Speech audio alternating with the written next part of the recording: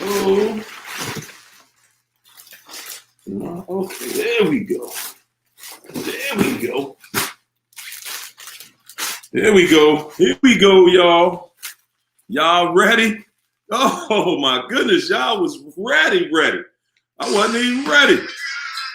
All right, so we're gonna start this thing out tonight. Y'all got y'all drinks on deck and everything. Who in here from France? Okay. You got your chocolate milk gel. Uh-oh. Y'all ready? Because it's that Friday night. Listen, another classic joint from DC. Listen, if y'all all don't know, I talk to y'all about this all the time. I'm from DC or the DC area, and we have our own form of music out here called go-go. And that's what we listen to right now.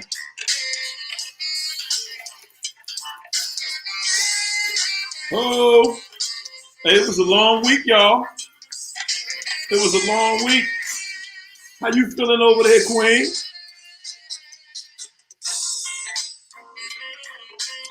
Unmute your mic, Queen. You got your mic muted, Queen. Hi. Hey, Harry. I'm wonderful. There you go. I'm good. What's going on, y'all? Hi, everybody. Look, hey, y'all know how we gonna finish it from the shot. I see the shot all up in here. Germany. Shot-town. Somebody said she's fine. And Tiger said he's trying to get that. Look, y'all. Got something special for y'all today. All right? Got something special for y'all today. I've been hearing about this for so long. And for next week, y'all gonna be ready. Brooklyn, ATL, Texas, Memphis. Look at this, y'all. Oh, y'all see that? The love bomb, baby. Detroit, Dallas, Fran from Ireland. What's up, Fran from Ireland? New Orleans, Jersey, B-More. What's up, B-More? How y'all feeling? Y'all like the shirts? I'm gonna be selling the shirts. It's a love bomb. Fort Worth, OKC. That's right, Tanya. The love bomb. Nola in the house. It ain't nothing like Southern hospitality, y'all. I'm trying to tell you. Flo Rida. Alabama. Good. They in here from everywhere. Y'all got y'all drinks? What y'all drinking on tonight? Hey, Queen, what you drinking on tonight? What you drinking? You don't want to know. I'm scared to even say it. Look, so listen, no. Hey, say what it is. No, I got some beet juice, beaten ginger juice. That's what I got. I know. I told you didn't want to hear it. I got some beaten ginger juice. You're right. Water. No. That might be. Hey, that's why skin just gleaming, right? Yeah, it's really good. Hey, I'll have a glass of wine once this is over. Wait, tell them. Charlotte, Arizona, seltzer. Oh my God, some seltzer water. That's that good stuff. I like that. Uh-oh. Hey, drink what you drink. Yeah. From Belgium, Voodoo Ranger, Patron Margarita. Y'all getting that drink in there for real, y'all. Friday night. Hey!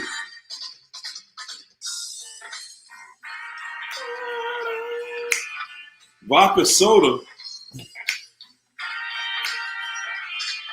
Patron. I got water, you know. And last time I had a drink, I was busy. I had like, man, I'm telling you, I was like 4 drops of vodka in that drink. I could not take it. Got your wine, Pam. There you go, Jill.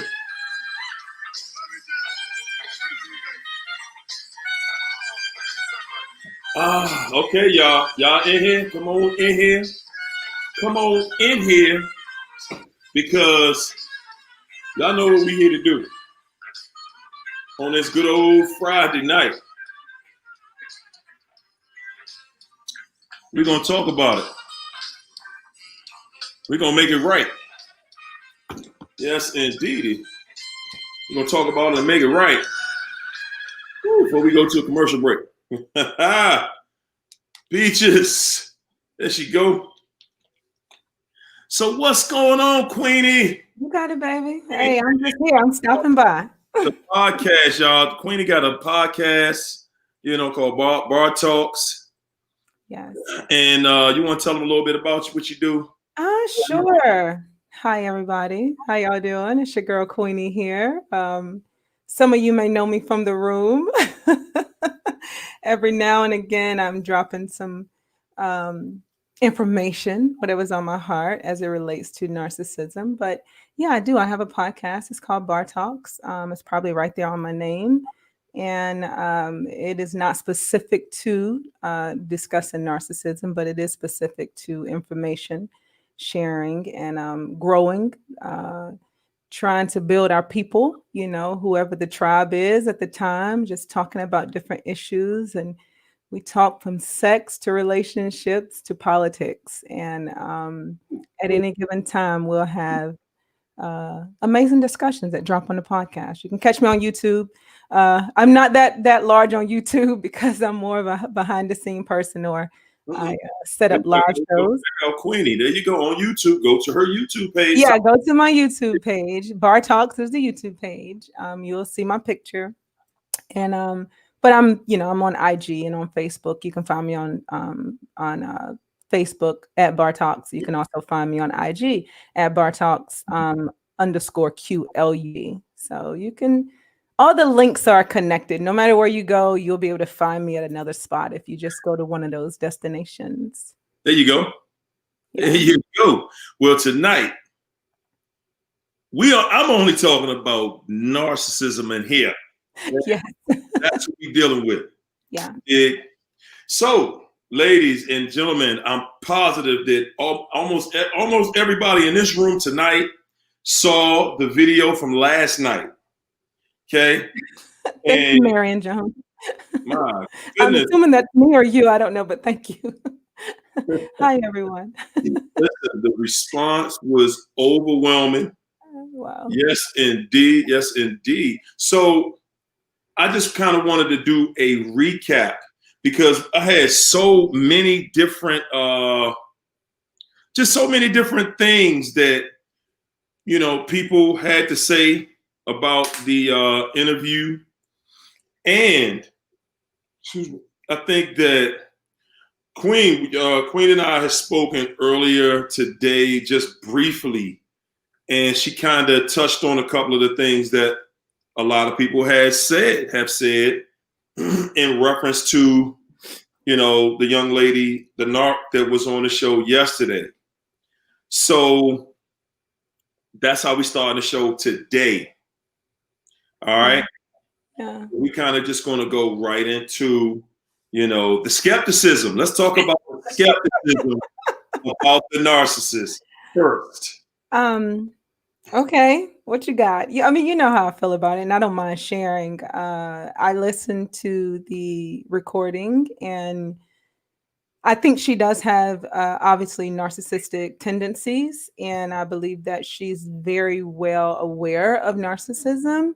She just seems more like a manipulator to me. Could have even been a bit borderline. But again, you know me, I don't care to do a lot of labeling unless I have enough information. So I will share with the group now that's watching. Anyone else, I am not a licensed clinical psychologist or therapist. I am a life coach, and I do have a wealth of knowledge about personality traits and behaviors. And so just listening to her off the top, I there's a lot of psychopaths. So there was a lot of psychopathy in what she was saying, which makes sense.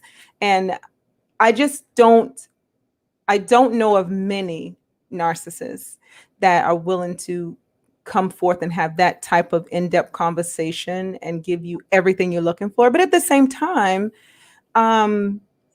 same time, she's young. And so there is that immaturity that may be present, which would allow her to come forth and speak about this. So, like it was no big deal. So, but she seemed to have some empathy and some conscious at times. And so those are flags for me when a person is confessing to something.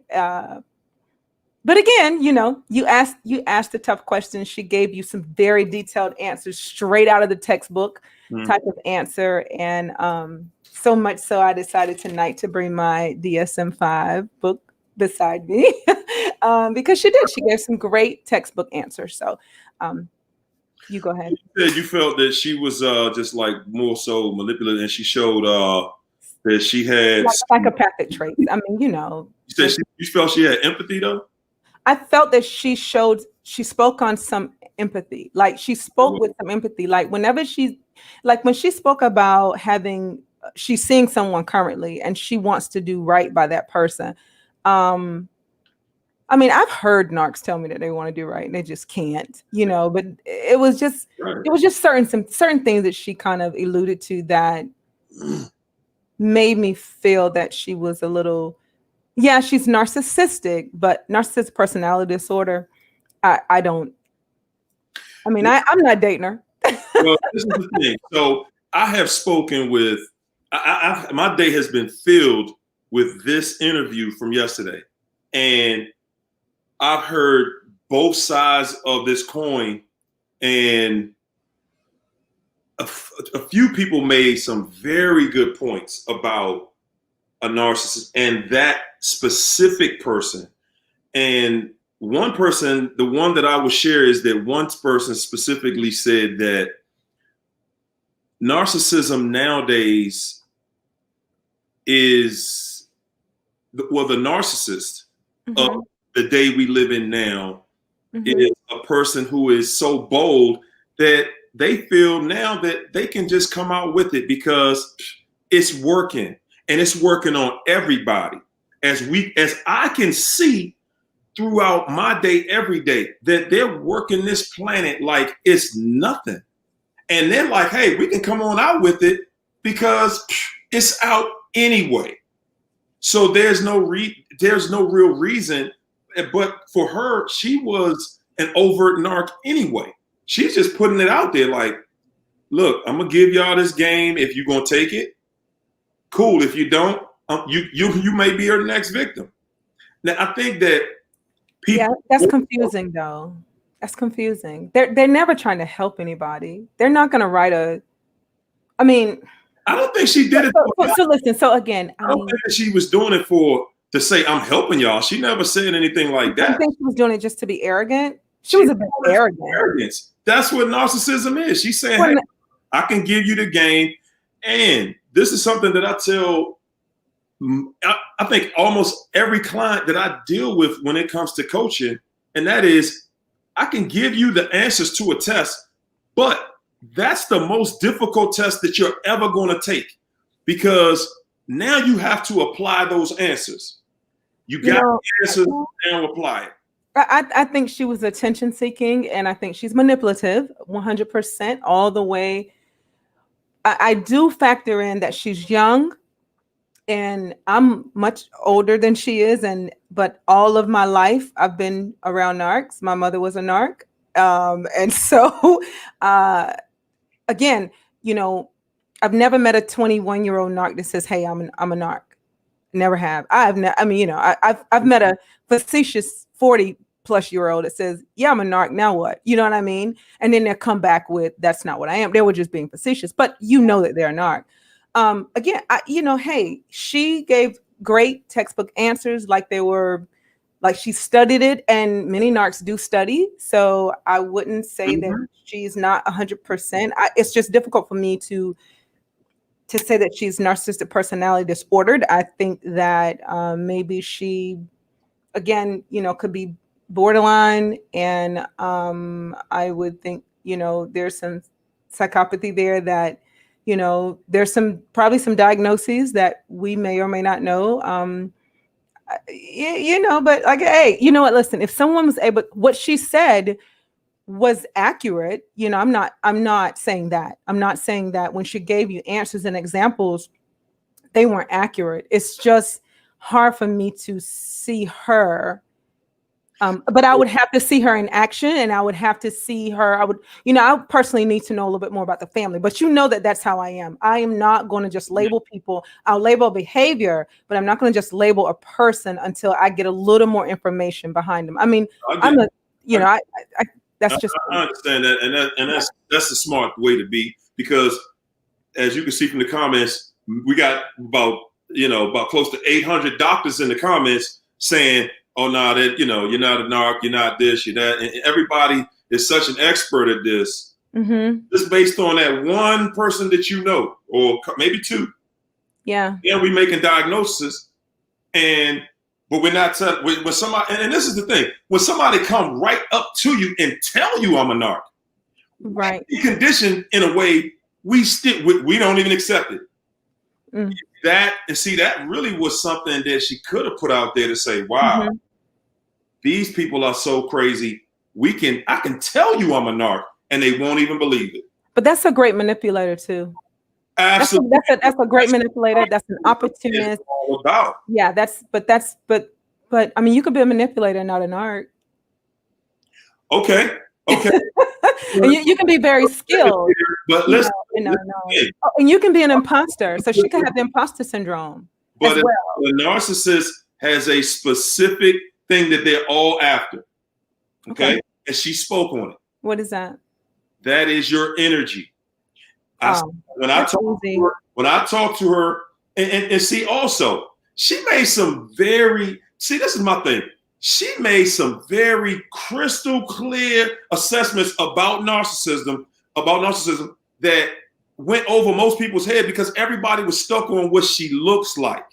Oh, I wasn't. I just think she was a spoiled brat, but again, but that's a mom talking. So I'm not talking. Maybe she was, but I could see that a lot of people weren't really checking out the answers that she was giving. She said, when I asked her, and you can go back to the video, because you're going to learn something every time you look at this video.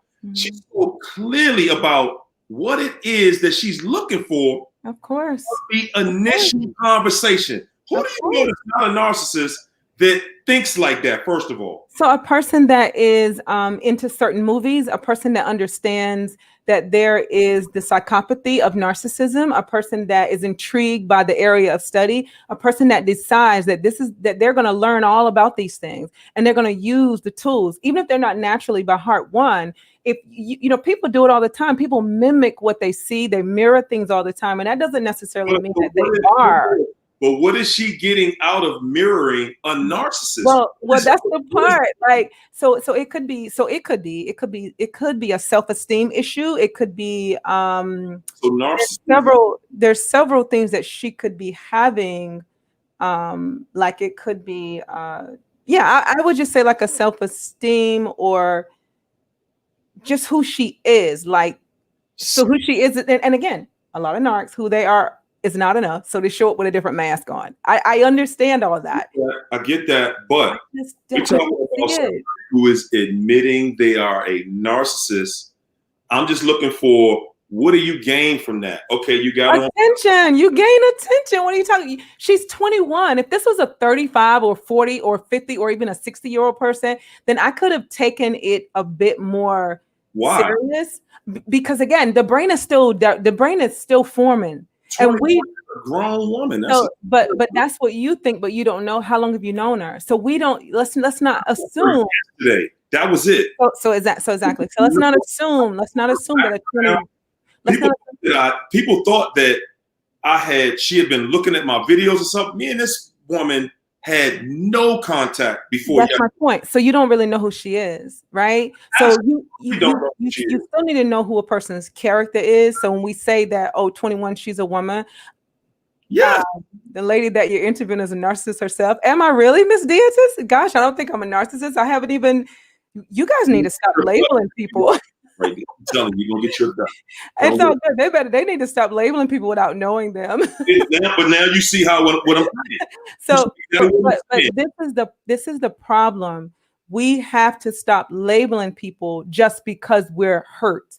We have to stop labeling people just because we're trying to find an understanding as to certain actions, right? So we don't know this woman. We just know. We just know. Hi, everyone. We just know. We just know what she's saying, right? But again, she's young, and so with her being young, there is so Harry, there is a development in the brain, and you do not know her to even know where she's at on the scale of maturity. We're just assuming something. No. And I don't care what type of skill she had and however eloquently she might have spoken or any of those things. I just say that the reason why I bring the age in is because there's a lot of immaturity that maybe someone that's 21 has, that someone that's 61 doesn't quite have. And so I would love to see her in 15 years and see how she's operating then. That's all I'm saying. This is my thing. Everybody that is a 60-year-old narcissist today was a 5-year-old narcissist when they were 5. They just maybe. Manipulation is something that I think many of us learn. And nobody started becoming a narcissist at 30.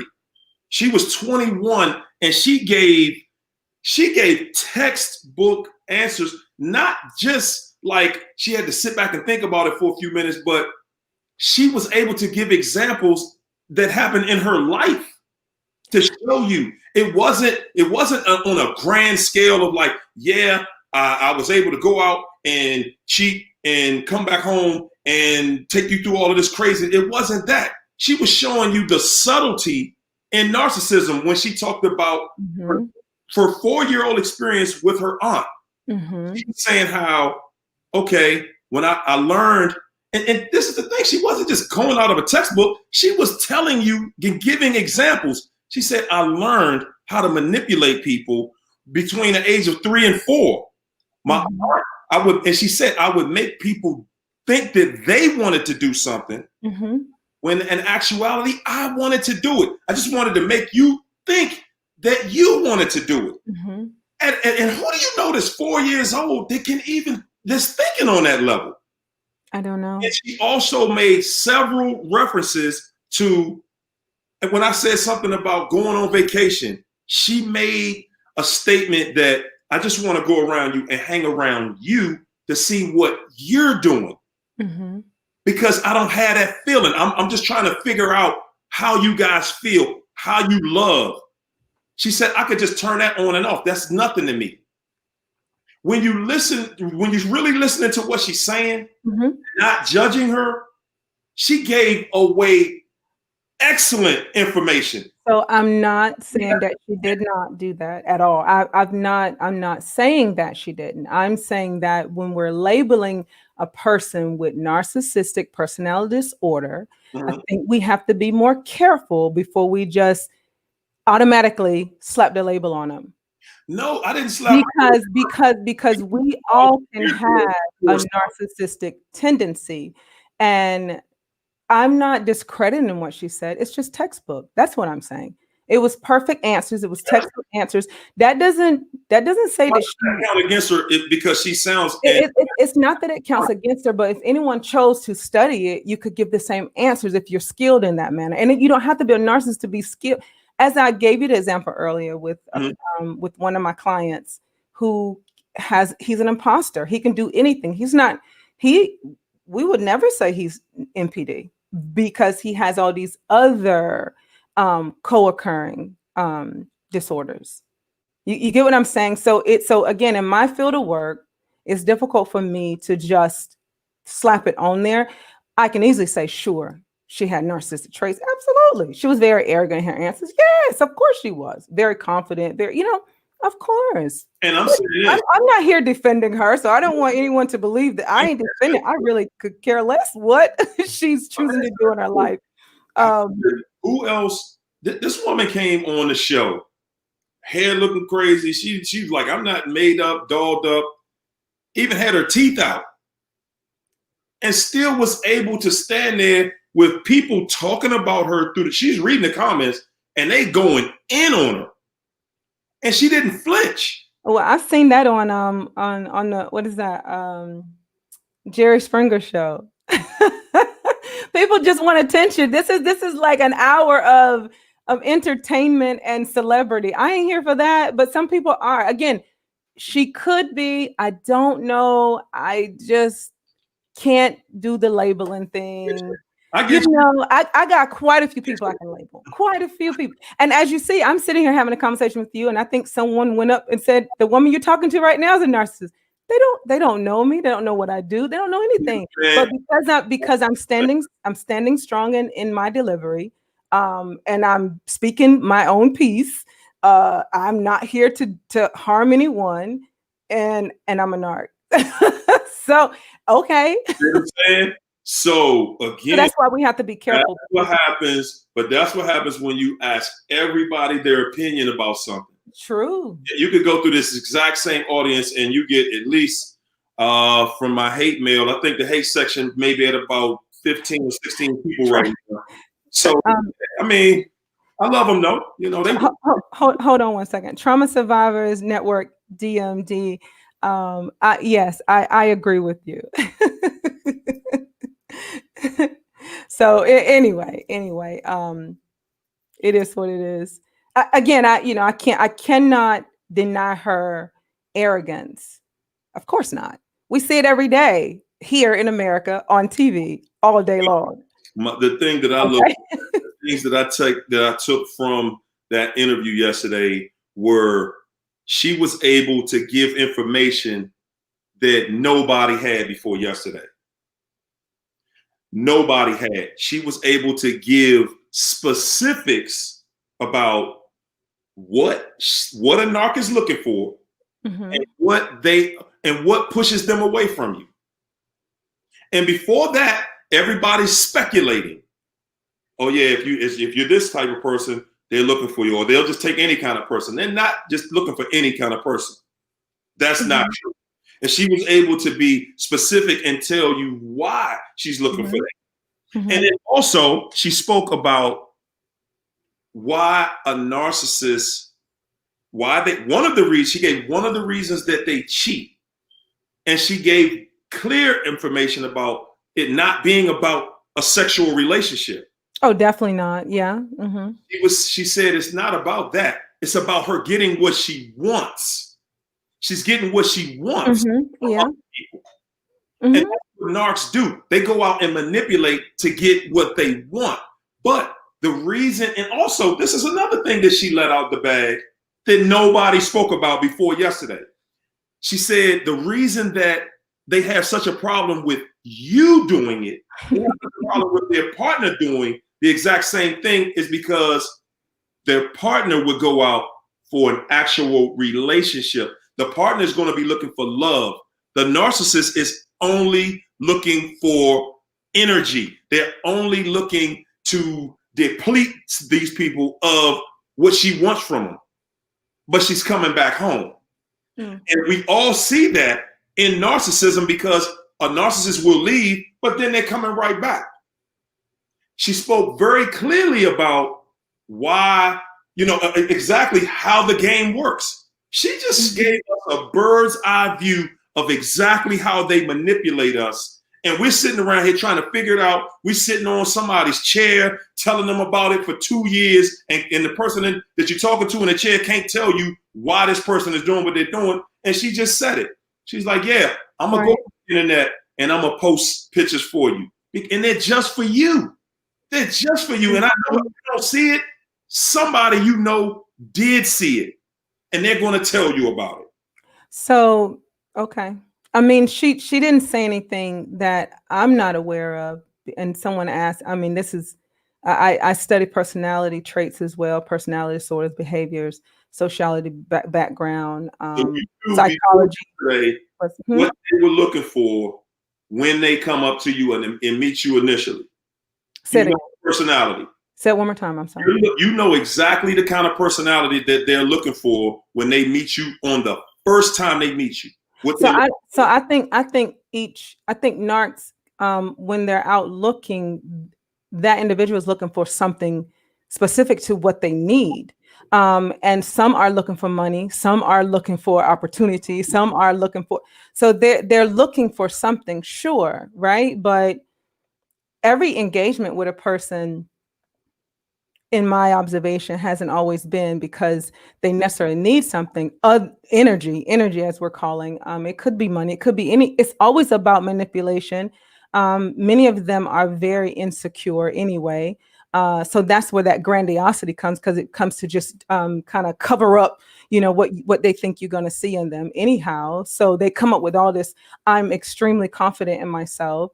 So they're looking for something. Sure, they're looking for some type of supply. But if we're talking specifically about this young lady, again, that I'm not saying that what she's saying isn't accurate. It's not true. I just said, as I told you earlier, that it's textbook. So I'm not here to say that she was anything other than what I saw. But anyone that has this brain, that type of brain, could have studied it and then gave you the answers. Now, did she do that? Is she surely a narc?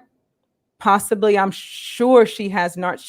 She's a great manipulator. She is a huge manipulator. I've met many manipulators. I work with them as my clients, and so that's what she reminded me of. Some of my clients, I've seen that play out a million times over. As I said to you before, I have some that believe that they're princes. I have some that believe that they are a prince. I have some that can convince the world that they are a lawyer. I have it all. And so they can do exactly what she did yesterday, but I don't know her. And if she's professing to be a narc, then who am I to say, no, I just don't see it. I don't. Put you right there. She's professing it, because I have never met anybody that will profess I am a narcissist. She was the first person I've ever met that just came right out and said it. And was proud, like, yeah, what's wrong? Yeah, that's where the age come in. No, Craig. Let me clear this up. Many life coaches. No, Craig. I don't do life coaching for money. Other than my current job. Everybody was jumping over her age. What does age have? Because you got to understand. Again, if you're not a psych major, then you don't understand how the brain develops. That's the difference. I know a narc when I was. I'm not going to go into that. I knew narcs that were at 19 that were 5 times worse than more people that are out here at 50 and 60 years old. Okay. I mean, I ain't here to argue that. If that's, you know me already. I ain't that we can't. I ain't really my energy. So we can't just undermine the fact that she's 21 and just throw it to the side like, well, she's only 21. So I think we need to factor that in. Let's talk to somebody who's 50 and saying that they're a narcissist. You have to factor in her. You have to factor in, like, she's not even a millennial. She's 21. No, she's 21. Yeah, you still have to factor in age. I mean, and the reason why is just because, I mean, there's a lot of bratty narcissistic kids out here, but that doesn't mean that they're going to grow up and they're going to have a full-fledged narcissistic personality disorder. It just doesn't mean that. It just doesn't mean that. Many of us have narcissistic traits. So then what age does narcissism start then? It's not, I don't have an age. I'm just saying that before we go into that, just like, right. We just, I mean, you can do that. I can't. It's your show. You can do that. I'm not going to. There you go. I don't do that. You know what? That's the thing. I make a blanket statement. I'm going to stand behind it because I'm going to roll with what I see, what I've experienced, and what I know. Right. Okay? That's where I'm at with it. If you hear me talking about it, I'm making a blanket statement. And I openly, and like whoever feel like they know something more than me, please, and that's for anybody. Please let me know something you know that I'm mistaken about. But you got to be receptive to it, right? Because what did she say? Who she said something like, well, who's not going to give me what I want? So again, that's a very arrogant, yeah, but we have to be receptive. So if you say, you know, if someone knows something more than you have to be receptive to it. I have to be receptive to it. You know what I'm saying? So when I heard her say that she didn't want to hurt the person she's currently with, so either she's lying and manipulating, or she's truly being receptive to the fact that she really don't want to, which then makes me question if she's truly a narc or just a manipulator. Either way, let me go on record to say this. Make somebody a narc. Harry, let me go on record to say this. Either way, whatever this young lady is, it is definitely flags for her future. So no matter what she is currently, these are flags that she is displaying and she's sharing for whomever she gets involved with, whether it's family or whomever, 10, 20 years from now, or even 3 years from now, that will show you that something's not quite right with this young lady. So regardless, you know, even if she's attention seeking, regardless, there's a flag that she's flagging right now. And her family and all those others and friends, they need to pay attention to it. Okay. Well, again, you know, she admitted this is my thing. When we have become so blind that when somebody can openly admit to you, this is who I am, that is how most people get taken advantage of. They're looking for a specific type of person. They're looking for you to fit a certain bill. Narcs don't fit a certain description. It's a mental description. That's it. It's nothing physical about it. We just are taught that, oh yeah, they're in the gym all the time and they're this all the time. Please, that's a lie. Narcs are fitting every situation out here that you can think of and name, and they all start young.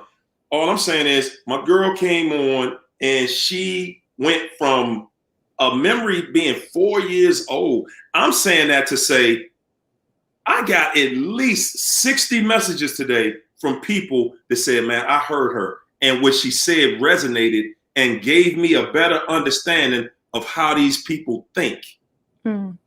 It resonated with people. Some people were just throwing, stones at her, but some people wanted to learn. Right. Learn, how do y'all really think? Right. And they were able to just hold on to things that she gave out. Tons of excellent advice that a lot of people missed because they got caught up in all that other stuff. Yeah, I believe that she, as long as what she said is going to help someone to see their situation differently, then it really matters not what either one of us is saying currently, as long as someone receives something from it. But when you ask me that direct question, then I want to give that answer. And really, that's it. Because if you can learn something from it, then I got nothing. I have nothing to say about it. Then that's good, because there's too many of us out here that have been involved with narcissists, and we'll continue to see and meet and run across narcissists along the way. And if we do not have the tools to properly engage or disengage with them, then we'll be sucked back up. And that's the part that's most important to me. Okay. Yeah, that's the, I have a room that's all about healing. I'm not that person that want to beat narcissism down in the ground, because it's real, and I'm here to inform and educate people that want to learn. But still, I'm always going to be about the self-love. That's what it's all about for me. It's all about learning. Yesterday, we had an opportunity to learn straight from the horse's mouth. What's going on the other side of that door? What's going on with those people when you see they've moved on, or did they really move on? How do you keep or how do you prevent yourself from being hurt? How do you prevent yourself from being approached, or excuse me, how do you prevent narcissists from wanting to clamp on to you? Mm-hmm. And I'm sorry, I just haven't heard very many people talk about that. The answers that I heard her talk about, it resonated for me because I give this exact advice out. Mm-hmm. And I talk about it every single day. How to protect yourself. And then she made one quote. What was that? One quote during that time that actually I felt that separated me from a lot of people, which was, she said, if you don't love yourself, then why should you be mad with me when you're the one who doesn't love yourself? Go back to the tape. No. I mean, your audience don't know me, but you know me. So your audience have no idea who I am, other than there's a couple times I've posted in your room. But I mean, that's what we have to do. So there has to be a reason why one stays with a narc. And before you ever label them a narc, there has to be a reason why someone stays with a person that treats them the way that they treat them. Wrong, makes them feel less than. There has to be a reason why that happens. And I do a lot of teaching on codependency. You got to understand why you allow this type of behavior to go on in your life. After you are an adult, you can make your own decisions. Even as a child, you can make some decisions. So why, as an adult, do you allow someone to come into your life and manipulate you and abuse you and make you feel horrible, and you stay with them and they continue to move the goal line and you keep chasing it? Why does that happen?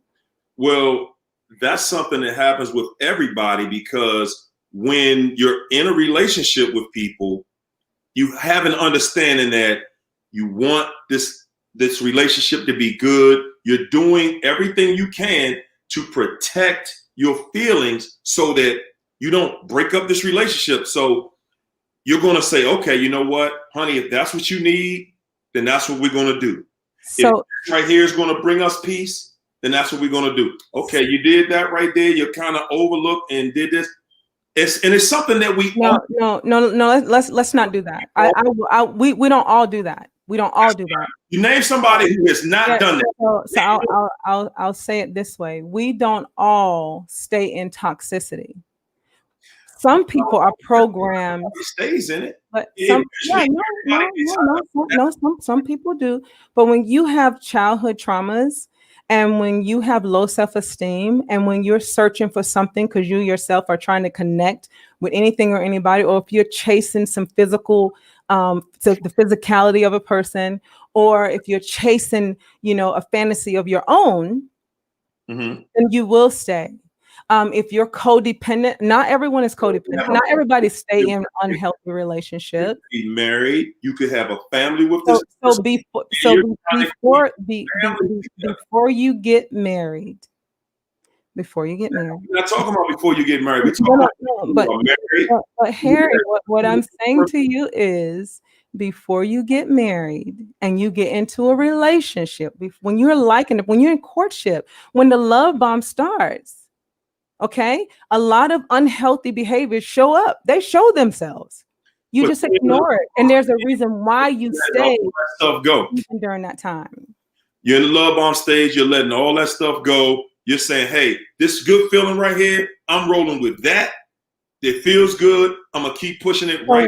So again, you have to stop ignoring the signs. So we can't talk about signs and flags after you're in the relationship. We got to talk about signs and flags before you get into it and before you ever get serious. You got to know when to go prior to, but we have to also understand why we're not going. Why don't we leave before we get too involved? I can speak clearly as to why I didn't leave. It was because I was codependent. So some of us throw around that we're empaths. So you got to understand what empath is and empathy is. There's a difference. I'm an empath, true. So I have my feelings, and I have this thing where I pick up people's, not just energy, but I pick up certain things. I see her, do the light work. I do all that stuff, right? I'm not here for that, but that's what I do. So I knew my narc was a problem prior to getting with him. And the only reason why I wound up getting with him is because I was drunk that night. I'd avoided him for 4 years. But he caught me at a very vulnerable space and stage. And then because of my codependency, once I was in it, it was hard for me to break free. So I had to work on myself to be able to get out of it. So when we're always pointing the finger at narc, what is our own self-work? The self-work cannot come after we're in it 10 years. Even now it may have to come then. But if you got people here now, maybe we can prevent them from ever getting into it like that. You got to see the flags. You got to be able to see the flags. That's not what I'm talking about, though. I'm saying, you were saying that people, I was making a point. Not everybody does what I was trying to make a point that everybody, not some of us, all of us walk past some bad behavior. Okay, there's nobody out here. So maybe we do, but I'm talking about flags. I'm not talking about just poor behavior. Out here that can actually say that they didn't walk past any red flags in any relationship with anybody. There's nobody that can say that. That's like saying that you got the perfect relationship. So I know people that. So when you try to talk to someone, you don't get the attention and response from every single woman that you talk to. You know why? Because there's something about you that she says no to. That's a flag. In her head, whatever that thing is, I don't talk to every person that comes on to me. Why? Because there's a flag that waves and I see it and I'll pass it along. So that's what I'm saying. And then you got other people that because they're I don't want to say the word thirsty because that's so wrong, but because they're desperately looking to connect with someone, whether it's low self-esteem, whether it's because there was another broken relationship, whether it's, I didn't think anyone, whatever that thing is, and they will stop and talk and entertain that spirit that they should not be entertaining. Not everybody does that. Some people have passed that same spirit up. Narcs go from person to person to person until they find someone that their bullshit is going to work with. It doesn't work with everybody. So they continue until they find that sucker that it works on. The borderline personality disorder, same exact thing. Histrionic disorder, same exact thing. You can't call somebody a sucker because somebody was able to. I'm not calling them that. The narc is looking at them as that. I'm speaking. That's what the narc is looking at them as. We're speaking. You can't call somebody or look at somebody that way because that's how the narc looks at it. Exactly. So they're looking for that person to make them their sucker. That's all they're doing. Let me make this my favorite. But this is the thing, though. When somebody is trying to be in a relationship, you are open and trusting other people. So when are we going to learn that we can't do that with everybody, Harry? Because that's what I'm here for. Because when are we going to learn that we cannot do it with everybody? Hold up a second. You cannot just go into any situation and just assume you control the other person. You're going to, even if you're both empaths, there's going to be stages of disagreement. Everybody, you're going to have that. Now, how you deal with the disagreement is different when you're dealing with people who have self-respect than people who don't. But you're still going to have a disagreement. You're going to have empaths break up just like an empath and a narcissist break up, or narcs and narcs break up. Mm-hmm. What I'm saying is that because you choose to relationship with somebody and you get to a point where you feel, okay, I'm all in, I'm gonna trust this person. Okay.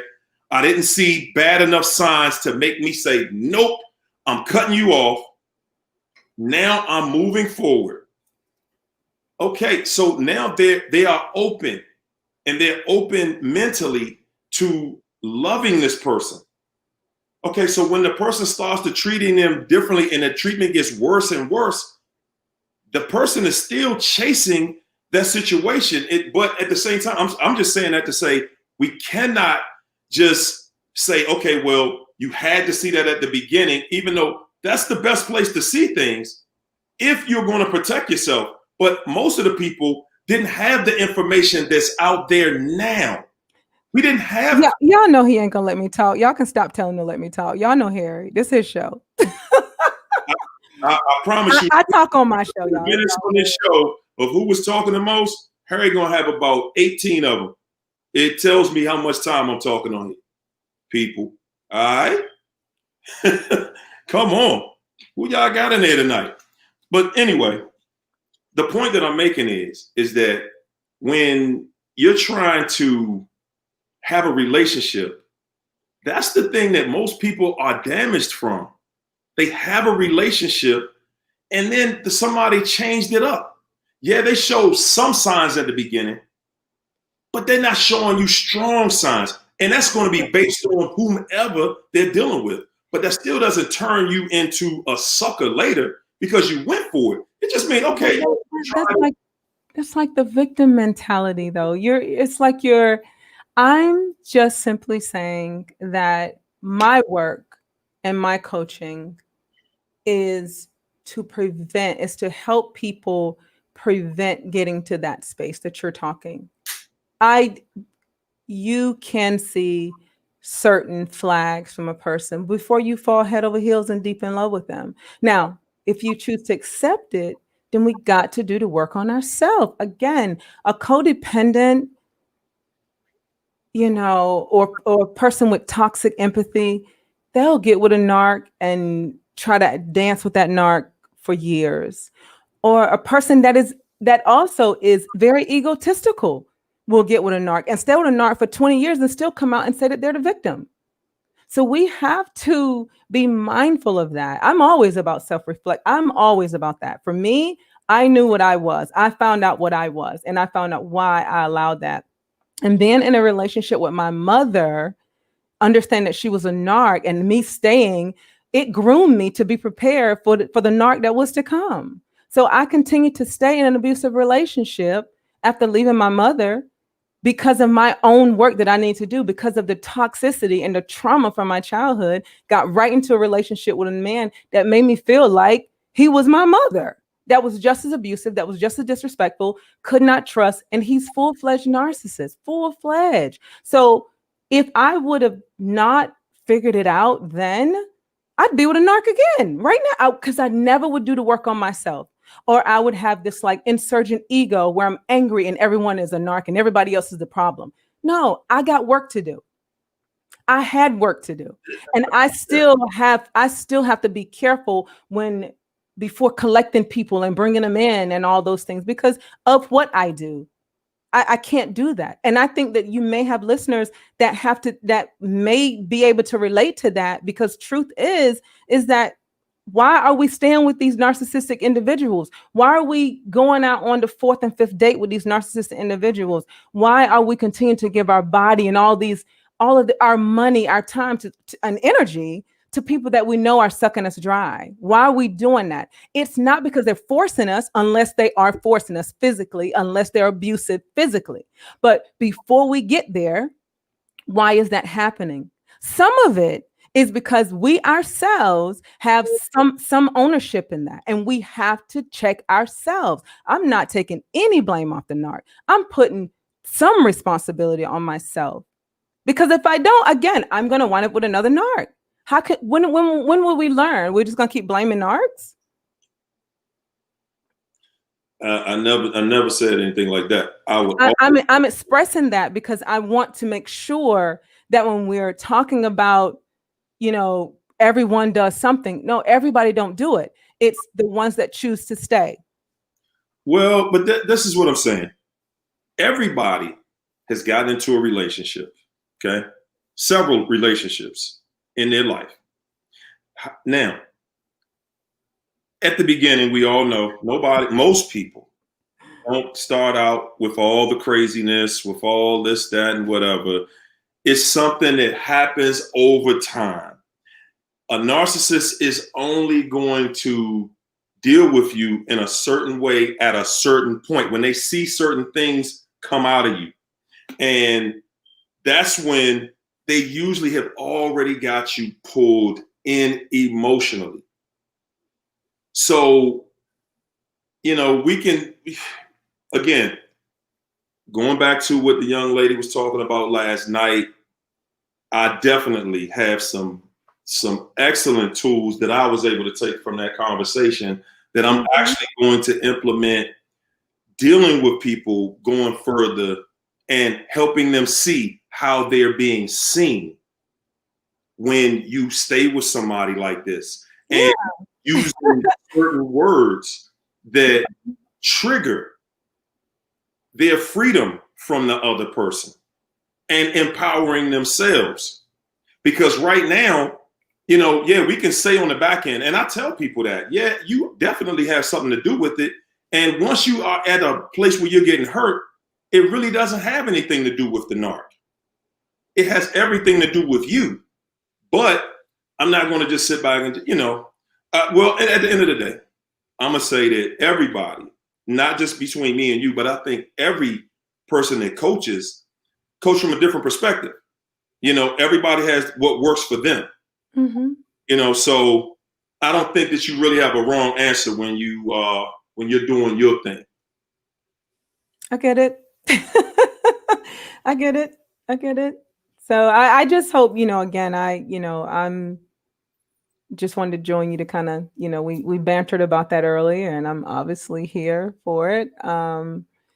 But, again, I just, there's trauma bonding that goes on. There's so much that goes on, and there's so many areas of narcissism that we can talk about. But I'm not about taking the blame off the narc. So I don't want anyone to walk away thinking that that's not what I'm doing.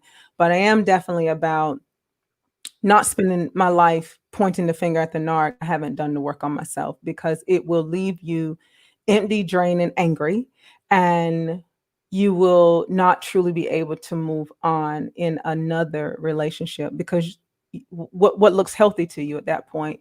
So you have to figure out what's going to be healthy for you. And if you can't catch it early, I'm hoping, like my daughter and my son, I've talked to them, they're young, but I've talked to them for over 10 years about narcissism, personality disorder, histrionic disorders, other mental disorders, alcoholism, and all these other things, signs that they need to watch out for in any relationship. So I'm hoping that they will be aware as they continue to get older of what's out there. And I've also tried to help them with not becoming any of those things and being having a good checks and balance of themselves, because no one did that for me. No one told me what unhealthy was. People, I grew up in a Christian home, not that I'm knocking Christianity, but I grew up in a Christian home, and you weren't supposed to disrespect your parents no matter what they did. And so I was very submissive, and growing up, I was that way. And then in that relationship, I was the same way.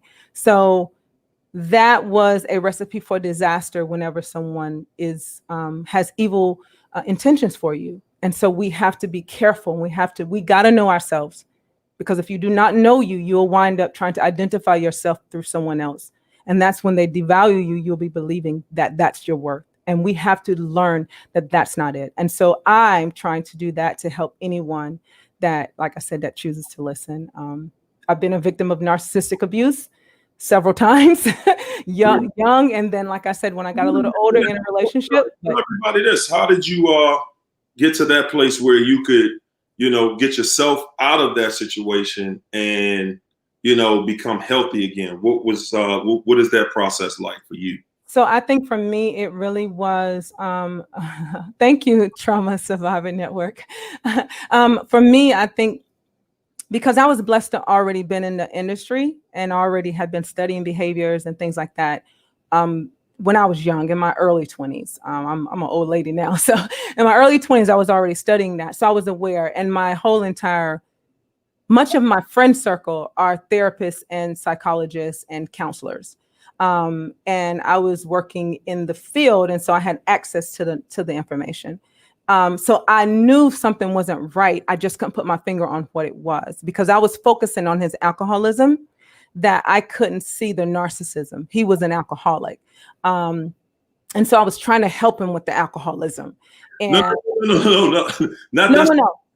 You're saying, say it one more time. What were the things that you were doing?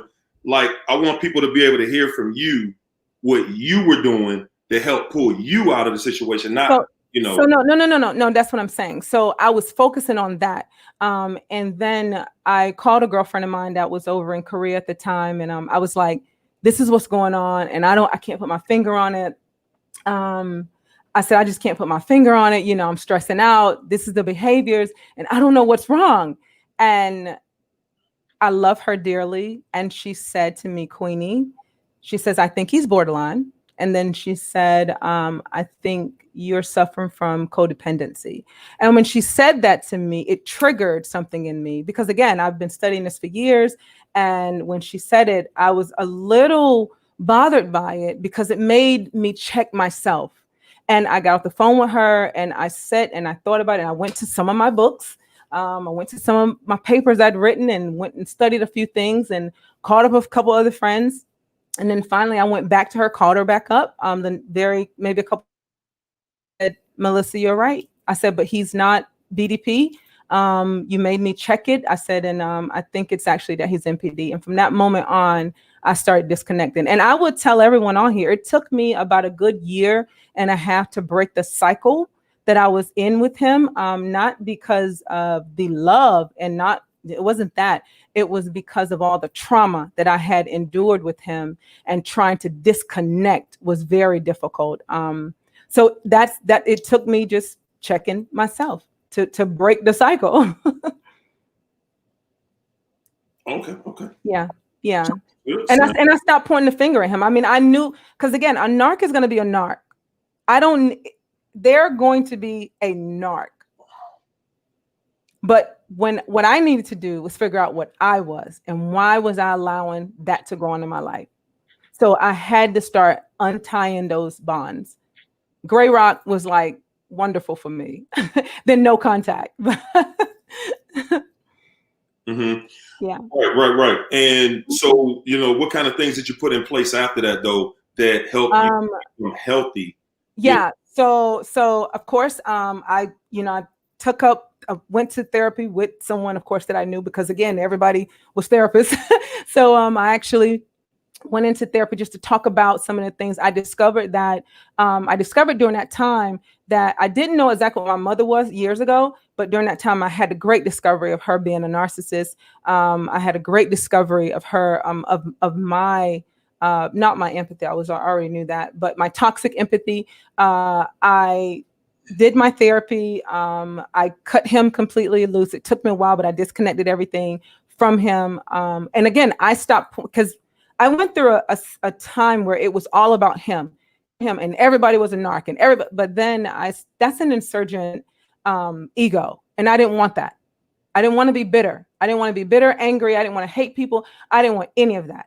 So I stopped, and I started putting everything on myself, what I need, because what he was what he was. There's no doubt about it. But I need to do the work, because then I put a wall between he and I. That's what made it easier for me. Put the wall up between he and I. No more access to my phone, no more access to my family, no more access to me. I was no longer reaching out. It was none of that stuff. And I just continued to move on.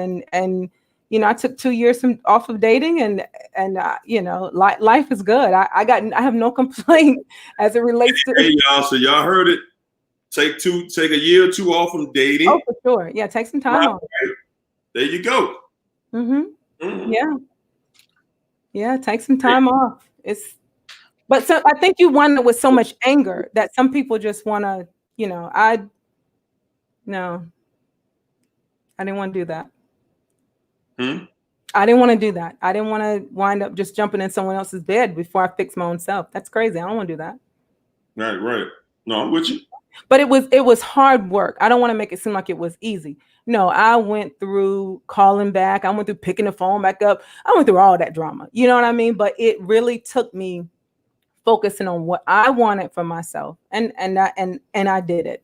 And other people can do that. Right. Mm-hmm. I'm with you. Because that's a hard thing to get up out of. At the end of the day.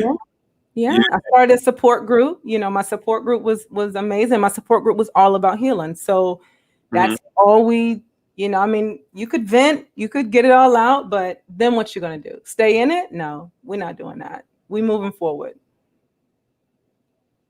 Excellent. Excellent. Whew.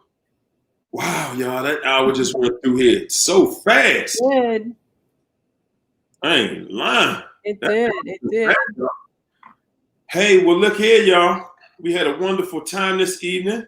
Again, we have Queenie of Bar Talks podcast. Y'all go on her podcast and check her out. She has a YouTube page. Yeah. So she's definitely very knowledgeable about narcissism. Okay, as y'all can see tonight. So go on her YouTube page, check her out. You know, let everybody know what your YouTube name is. It's Bar Talks, actually. Yeah, it's Bar Talks, the podcast. They'll see it. My picture is up there. I just decided to put a picture up there. Yeah, I'm, you know, I've been doing this for a while, podcasting and you got material on your podcast already, right? They can check out your material on your podcast. Yeah, they can look up Bar Talks on Spotify, on Anchor, on Google. I'm on Apple. I'm out there, but so just so you know, I usually, what did you put in place? She's asking, what did I put in place? Can she elaborate on that? I just wanted to answer that. But so, you know, I usually set up live shows. So I'm just now getting kind of frequent on these cameras because I'm kind of alive and do workshops and things like that. So, but you got anything coming up soon? Actually soon I'm doing a relationship talk. We're talking about dating over 40, what that's like. Yeah, we're get on that one, people. And then maybe in a couple weeks we're talking about sex. We're talking about liberating women and sexual pleasures and understanding our bodies and realizing that it doesn't take a partner to get us where we need to be orgasmically. Well, there you go, people. There you have it. Queenie gonna teach y'all a whole. Well, I don't know if I'm gonna teach. I will have some subject matter experts up there. I'm just facilitating the conversation. So. Okay. So you did. Okay. I got you. Yeah. I know my body. You know, sex with a narcissist is not that great. You got to learn how to enjoy your own self. So. Ooh. Yeah, it is. No shade. Hey, well, Queen, I want to say thank you. I appreciate you for coming out, and you know, had a great time in here with you. Thank you for having everybody. We made it through the whole week. It's Friday. It's the weekend. Look here. I got a new show coming up for y'all. And actually, for all the naysayers, that's what I was kind of leading up to, y'all. If you got a narc that want to come in here and, you know, that y'all trust, send them on to me, and we going to get it. Hey, I'm going to bring them in here. We gonna do what it do, and let's get a guy next time, y'all. Let's get a guy who is over 40, okay? And feel free to tag them, send them to me, tell them to call me, send me a carrier pigeon message, something. Also, guys, if you have not subscribed to my channel, you better subscribe. If you in here, you subscribe. My Facebook group. Narcissist Anonymous 101, the Empath Tribe. We getting it in there every day. You dig? Every single day. I got a million things coming up. Look, I even got t-shirts, y'all. Y'all ready for the t-shirts? I'll be advertising the Love Bomb. You hear that? Y'all see that? The Love Bomb. Woo! The Love Bomb. You dig? Somebody couldn't find it. Queenie of Bar Talks podcast, people. No, just Bar Talks. They don't have to look. Okay, so just put in Bar Talks podcast on YouTube. Podcast. Let me go back up. Yeah, Bar Talks the podcast, or just Bar Talks. It'll come up. Or go to Facebook. You can look up Bar Talks the podcast. And or you can go to IG. So if you can find me on IG, Bar Talks _ QLUV. Can't you type that in there, Harry, so people know? Yeah, Bar Oh, Talks. no, they're going off of your name right there. Okay. So yeah, that's my name. But Bar Talks is the podcast. But thank you all for coming and listening and agreeing and disagreeing. I welcome it all. I learn from it all. At least I know how people are thinking, and I'm definitely not going to be everybody's tea. But if I can assist and help, then please let me know. I'm not as energetic as Harry, but especially now on this topic. I don't like giving narcs anymore of my energy than I have to. So Yeah, I feel you. that's not my calling. It's for somebody, but it ain't my Somebody calling. got to do it, and Yeah, I'm somebody here gotta do for that. yeah, somebody got to do it. But Boy, we can talk about it. We can talk about several experiences. I had a wild ride with mine. there So you go. So yeah. hey, y'all know how to hit her up. There it is. Thank y'all. Good night. Hey, look, I'm gonna see you guys on Monday. I might do something on Sunday. I'm gonna let y'all know. I'll put it on the community board, but definitely we'll see y'all on Monday when we do the Motivational Monday. Wednesday is the Love Bomb. Yes, indeed. Y'all go get your beet juice. It's really good. Next Friday night. Look here, y'all. Y'all better get ready, because man, next Friday night it's gonna be crazy. It's not gonna be crazy. I got somebody nice for y'all though. So let me clearly say, Pamela, I did not say you don't need a man. I never said that, sweetheart. So please don't get that twisted. I just don't need a man to give me an orgasm. Is what I'm saying. That's what I'm saying. I need to know my body. So, and I'm very liberated in my sexuality. So I'm not saying I don't need a man. Having a man in bed is wonderful. Someone said that I said I don't need a man. No, I didn't say that. I just said I was going to be talking about sex. There you And go. understanding your femininity. All righty. All right, y'all. Next week, y'all, me, this is what we do. We're going to keep on going till we get it done.